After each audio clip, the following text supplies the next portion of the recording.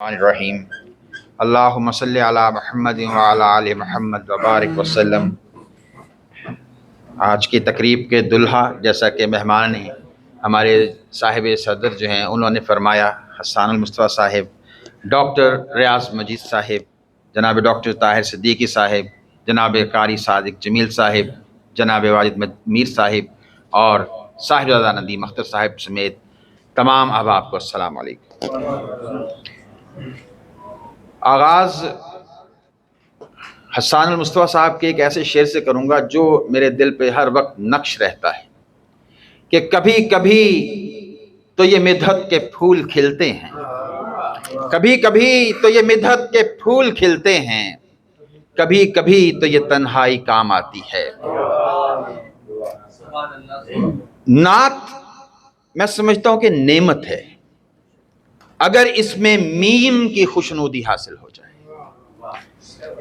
ورنہ اگر کسی اور چیز کی خواہش کے لیے نعت لکھی تو اس کا بھی آپ حال اسی دنیا میں دیکھ لیں گے۔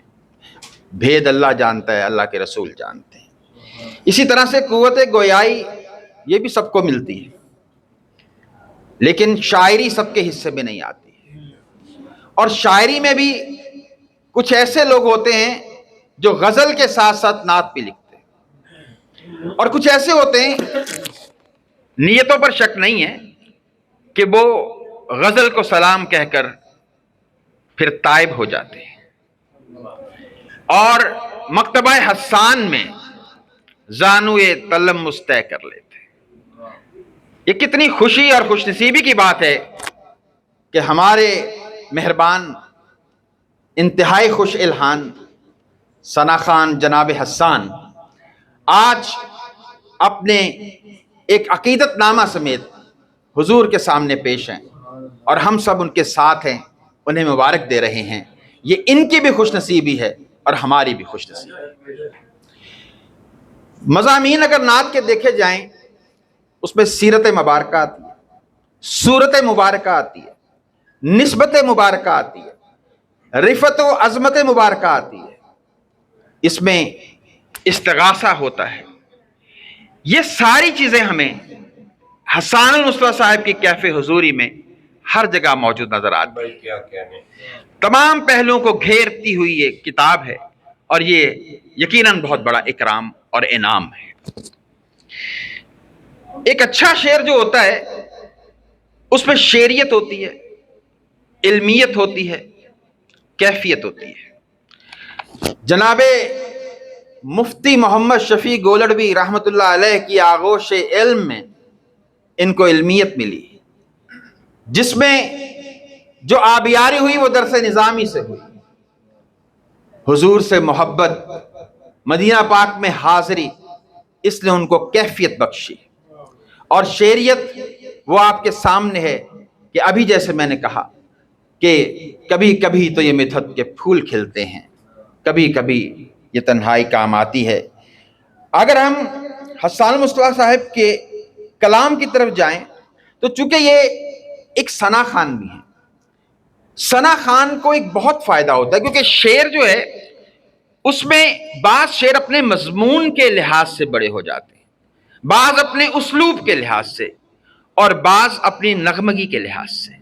یہ غنائیت جو ان کو ملی ہے یہ ایک اضافی خوبی ہے، کیونکہ یہ ثنا خان رسول بھی ہے، جو ہمیں ابھی ہمارے دوست یہاں پہ نعت ایک پڑھ رہے تھے کہ گھور تاریکیوں میں دیا جل اٹھا، نعت ہونے لگی، دل منور ہوا مثل غار ہرا، نعت ہونے لگی۔ بڑی موسیقیت۔ اسی طرح سے ایک دن دل کے یثرب میں ہلچل ہوئی، ظلمتیں چھٹ گئیں، ان کی آمد ہوئی، دل مدینہ بنا، نعت ہونے لگی۔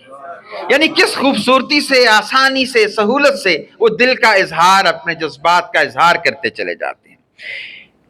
بات میں زیادہ لمبی نہیں کر پاؤں گا کیونکہ بہت سارے مہمان ہیں، لیکن ایک میں نے بہت التزام دیکھا ہے حضور صلی اللہ علیہ وآلہ وسلم کی نسبت سے صحابہ کرام، آل بیت، اہل بیت کرام اور ازواج مطہرات، ان سب کے ہاں ایک ان کے ایسا اعتدال موجود ہے۔ وہ کہتے ہیں نا کہ گر حفظ مراتب نہ کنی زندگی، تو وہ یہاں پر بڑی اس پلسرات سے आराम से गुजर जाते हैं।